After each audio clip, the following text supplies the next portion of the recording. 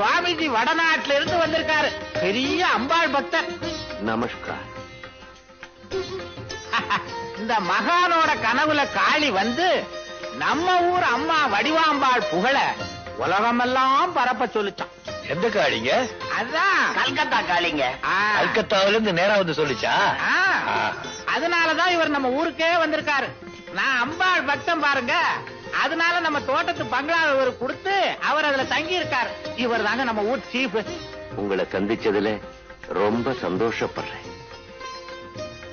நீங்க ஒத்துழைப்பு தந்தீங்கன்னா அம்பாளுடைய புகழ உலகமெல்லாம் பரப்புவேன். நான் ஒண்ணு சொன்னா சாமி தப்பா நினைச்சுக்க மாட்டீங்களே? சொல்லுங்க.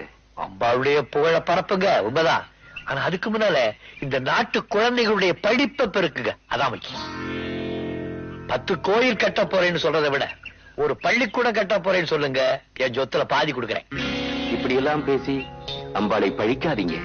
ஐயோ, அம்பாளை பழிக்கலீங்க, அம்பாளை காமிச்சு வியாபாரம் பண்ணாதீங்கன்னு சொல்றேன். நான் கோயிலை மதிக்கிறேன், கடவுளை மதிக்கிறேன். ஆனா அதையெல்லாம் காமிச்சு ஜனங்களை கொள்ளையடிக்காதீங்க. இப்படி எல்லாம் நான் சொல்றதுனால இவன் மாதிரி போறான்னு சொல்லுவாங்க. என்ன பண்றது, பரவாயில்ல. இதுக்கெல்லாம் நம்ம பெரிய ஒரு தர்மகர்த்தா இருக்கார், நம்ம கண்மணி ஜாலரா இருக்கான். இவங்களை வச்சு உங்க பஜனை நடத்துங்க. நாம லாயக்கில்ல, வர்றேன். நவராச்சி